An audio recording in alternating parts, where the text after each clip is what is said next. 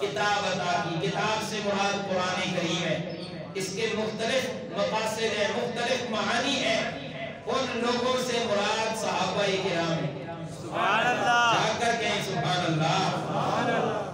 اور وہ یہود و نصارہ جو میرے آقا کی بات مان گئے, مثلا حضرت عبداللہ ابن سلام رضی اللہ تعالیٰ دور سے سبحان اللہ. اور جا کر گئے سبحان اللہ. سبحان اللہ. یہ عبداللہ ابن سلام کوئی عام انسان نہیں, بلکہ یہ یہود کے معتبر عالم تھے. معتبر تورات کے عالم تھے, انجیل کے عالم تھے.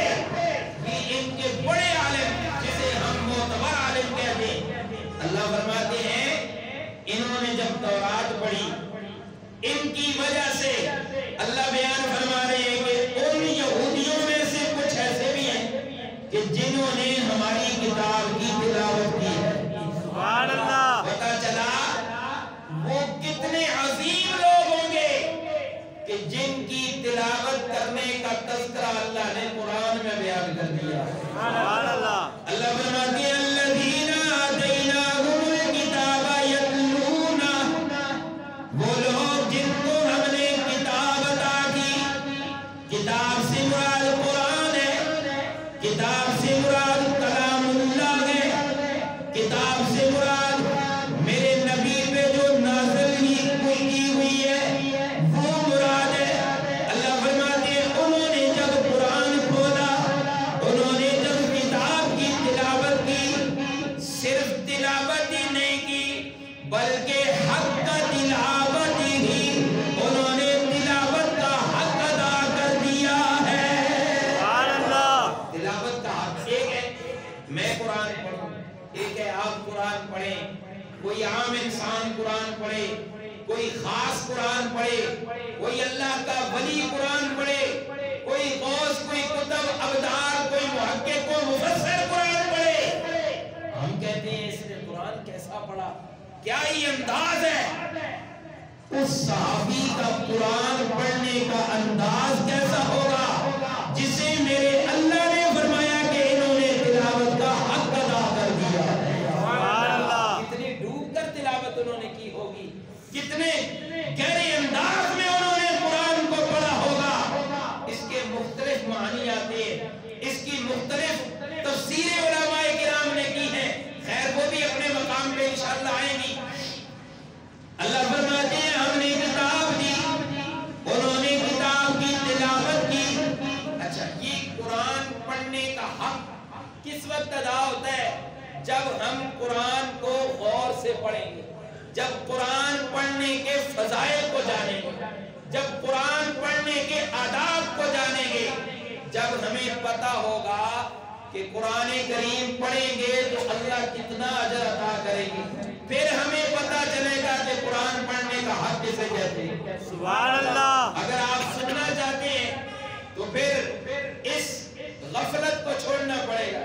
ذرا بیداری کے ساتھ جا کر کہیں سبحان اللہ. سبحان اللہ. میرے آقا علیہ السلام سب کچھ واضح کرتے ہیں. آپ ایک ایک حرف کا بدلہ بتا کر چلے گے کہ قرآن کا ایک حرف پڑھو گے تو اللہ کتنا اجر عطا کریں گے, قرآن کا ایک حرف پڑھو گے تو اللہ کیا ثواب عطا کریں گے. میں آپ کے سامنے ایک دو حدیثیں تلاوت کرنا چاہتا ہوں اور ان کے معانی بھی بیان کرنا چاہتا ہوں. اگر آپ کا ذوق ہے تو ذرا جا کر کہیں سبحان اللہ. سبحان اللہ. یہ حدیث تو آپ سنتے ہی رہتے ہیں کہ جب بندہ قرآن کی تلاوت کرتا ہے, توجہ, جب بندہ قرآن کی تلاوت کرتا ہے, اور اس تلاوت کرنے والے سے مراد کوئی حافظ قرآن خاص نہیں, اس تلاوت کرنے والے سے مراد کوئی جوان بندہ نہیں, اس تلاوت کرنے والے سے مراد کوئی بوڑھا بندہ نہیں, بلکہ امت کا ہر عام و خاص انسان اس کے اندر داخل ہے.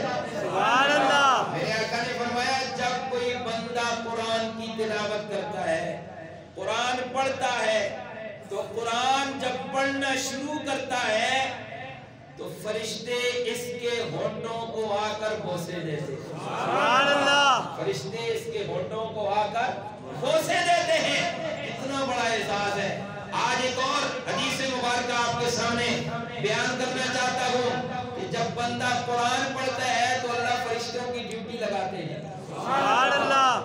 میرے آقا علیہ الصلوۃ والسلام نے فرمایا من قرأ القرآن، جس نے قرآن پڑھا، جس نے قرآن پڑھا. اس سے مراد کوئی حافظ صاحب نہیں، اس سے مراد کوئی قاری صاحب نہیں لوگوں، اس سے مراد کوئی عالم نہیں، بلکہ امت کے بچے سے لے کر بوڑھے بندے تک، عورت بھی شامل ہے، مرد بھی شامل ہے، بچہ بھی شامل ہے، جوان بھی شامل ہے. جس نے قرآن پڑھا اللہ فلم یوربہ، اور قرآن پڑھتے ہوئے تجوید کے ساتھ بھی نہیں پڑھا. جس طرح سندے بڑیرے لوگ قرآن پڑھتے ہیں، حدیث کا مفہوم یہ ہے جس نے قرآن پڑھا اور قرآن بھی بغیر تجوید کے پڑھا، جس طرح ہم پڑھتے ہیں، جس نے قرآن پڑھا بغیر تجوید کے پڑھا. ہر بندے کو تو تجوید نہیں آتی نا، ہر بندہ تو تجوید کے ساتھ نہیں پڑھ سکتا، ہر ایک قاری نہیں ہوتا. میرے اللہ کے محبوب نے کتنی بڑی رحمت کی ہے کہ امت کے غیر قاریوں کے لیے بھی میرے آقا نے کیا کچھ عطا کر دیا. سبحان اللہ. فرمایا جس نے قرآن پڑھا تجوید کے ساتھ نہیں بلکہ ویسے پڑھا، وکل بہ ملک، رب کریم ایک فرشتہ مقرر کرتے ہیں.